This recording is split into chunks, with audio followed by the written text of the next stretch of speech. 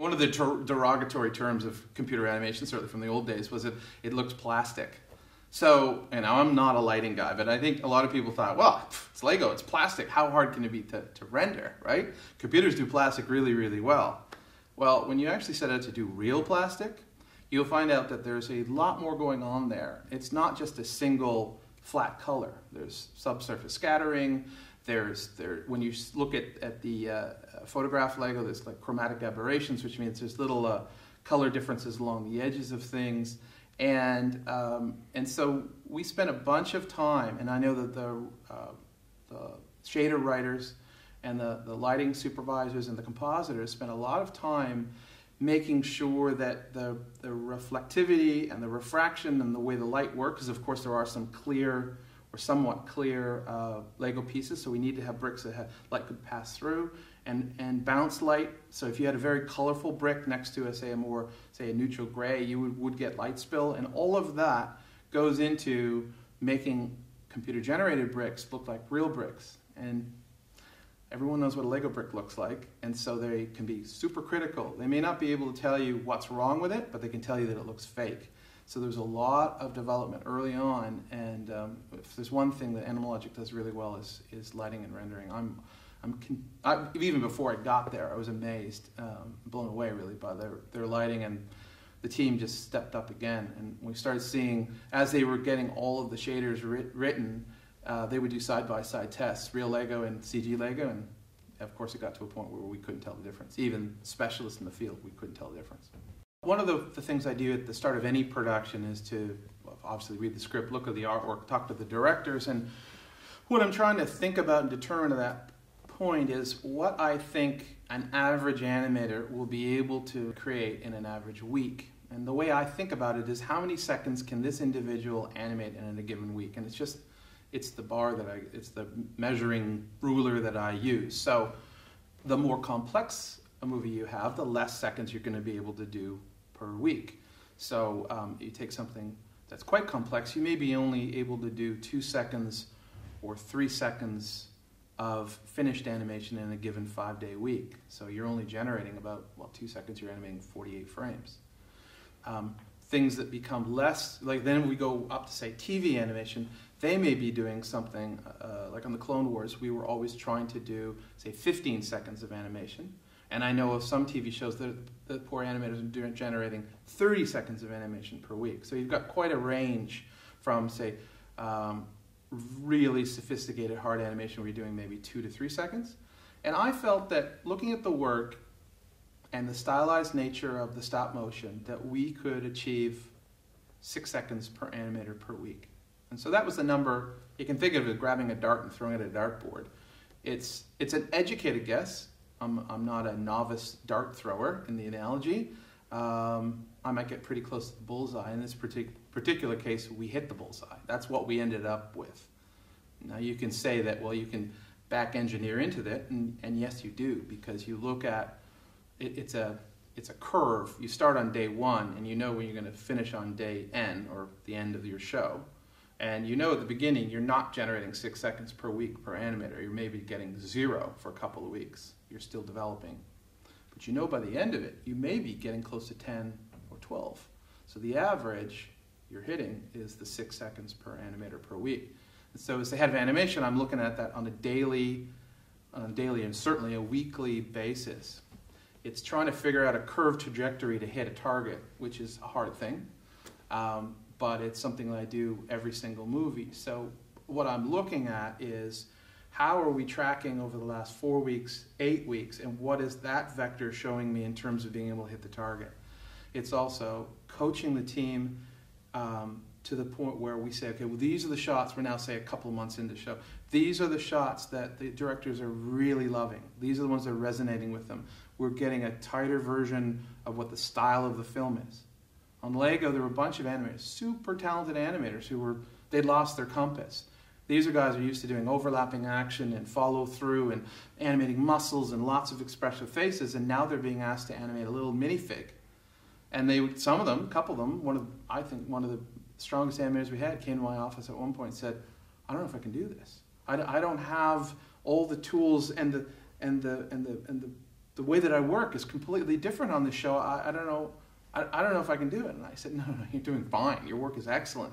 But he didn't have any compass. He'd lost his ability to self-critique because this was so not in his wheelhouse. This was completely different style of animation, where others took to it immediately. They're like, oh yeah, I've always loved stop motion. Yeah, I got it. I'm animating on 2s, 3s, 4s, step frames. I'm all over it. So it was interesting to see the dynamic of the team as some became off balance while others drove ahead. But ultimately, as someone who's supervising and sitting in the back of the theater and saying, okay, you guys need to move a little bit over here stylistically, you're on target, keep going, and you're going to have some people who are generating 8 seconds one week but only 2 seconds the next week because of the complexity of the shots they're getting. So there's a weekly quota that we're going for, but I really look at it over the past month. Do we hit the monthly quota rather than, I would never do a daily quota. And yes, I have a weekly quota, but it's to look at, okay, how close did we get? And then I kind of do a back reconciliation, say, yeah, okay, we're on target. We're traveling roughly at the right speed. The biggest challenges on this film were from a technical point of view and how we were going to render the film. Animation, I actually wasn't kept up at night. This film, once we kind of cracked the face and how the characters moved, and that happened over a few months, we were pretty confident we could animate the film. But I, as a senior member of the team, was sitting in on the weekly production meetings, and there was real concern on our ability to animate, or sorry, our ability to let's do that again. There was real concern about our ability to be able to render so many bricks. Now, we had committed to creating a world where we could place every single brick, which gave us flexibility when things needed to be destroyed or knocked about, which we needed. And the really smart people at Animal had created sophisticated tools to cull away all the faces of the bricks that we didn't see, so we only had the minimum number of faces.